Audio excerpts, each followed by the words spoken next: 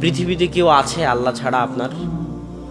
হ্যাঁ, পৃথিবীর সবাই ধোঁকাবাজ, আপনার স্ত্রীও ধোঁকাবাজ, স্বার্থের জন্য আপনার সাথে আছে। আপনার সন্তানও ধোঁকাবাজ, স্বার্থের জন্য আপনার সাথে আছে। স্বার্থহীন নিঃস্বার্থভাবে পৃথিবীতে যদি কেউ আপনাকে ভালোবেসে থাকে, সেটা কে? আপনার প্রতিপালক। তো আল্লাহ সুবহানাহু ওয়া তাআলার এই ভালোবাসার গুরুত্ব আমাদের বুঝতে হবে এবং আমাদের উচিত যত দ্রুত সম্ভব আল্লাহর দিকে ফিরে যাওয়া। আজকেই তওবা করে আল্লাহর দিকে ফিরে যাওয়া, উজু করে 2 রাকাত সালাত আদায় করে বক্তব্য প্রোগ্রাম শেষ করে নিজ নিজ বাড়িতে গিয়ে উজু করে 2 রাকাত সালাত আদায় করে সবার উচিত পুনরায় আল্লাহর সাথে সম্পর্ক তৈরি করা। যে আল্লাহ, আজকে তওবা করে তোমার সাথে সম্পর্ক তৈরি করতেছি, আর সম্পর্ক ছিন্ন করব না। আর সম্পর্ক ছিন্ন না করার সবচেয়ে বড় মাধ্যম হচ্ছে যে কোনো মূল্যে দিনে রাতে 24 ঘন্টায় 5 ওয়াক্ত সালাত আদায় করা।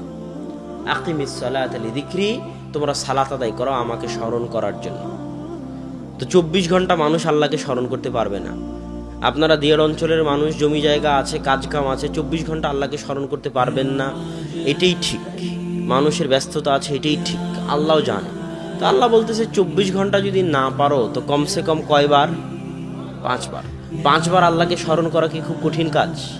কোনো কঠিন কাজ নয়। সালাত আদায় করাকে আমরা নিজেরা নিজেদের উপর ভারী বানিয়ে নিয়েছি। কয় মিনিট সময় লাগে এক ওয়াক্ত সালাত আদায় করতে?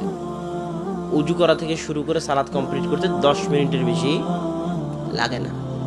এই 10টা মিনিট সময় আমাদের উপর এমন ভারী, এটা শয়তান আমাদের জন্য ভারী করে দিয়েছে। কথা বুঝেননি?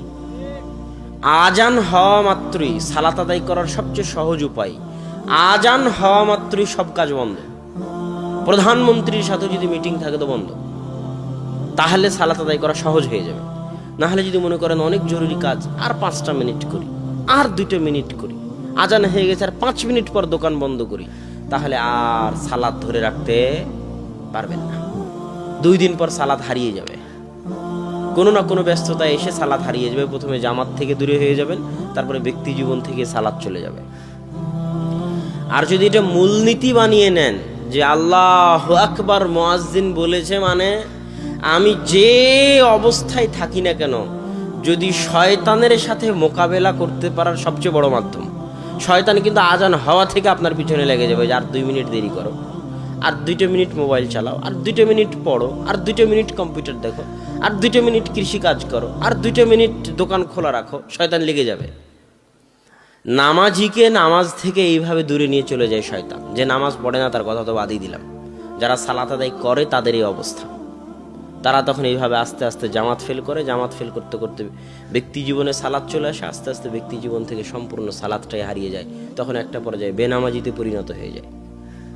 তো সালাত আদায় করার সবচেয়ে বড় উপায় হচ্ছে আজান হওয়া মাত্রই সব কাজ বন্ধ, যত জরুরি কাজ হোক না কেন।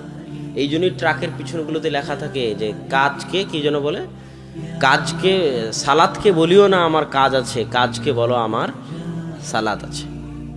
এইটা ছাড়া আপনি আল্লাহর সাথে সম্পর্ক ধরে রাখতে পারবেন না। সালাত ছাড়া আল্লাহর সাথে সম্পর্ক ধরে রাখার কোনো উপায় নাই। কেননা আল্লাহর নিকটে আল্লাহর ইবাদত করার, আল্লাহর নিকটে চাওয়ার, আল্লাহর সাথে কথা বলার, আল্লাহর সাথে মোনাজাত করার, আল্লাহর নিকটে দোয়া করার, আসমানের নিচে জমিনের উপরে সালাতের চাইতে কোনো বড় মাধ্যম পৃথিবীতে আর নাই।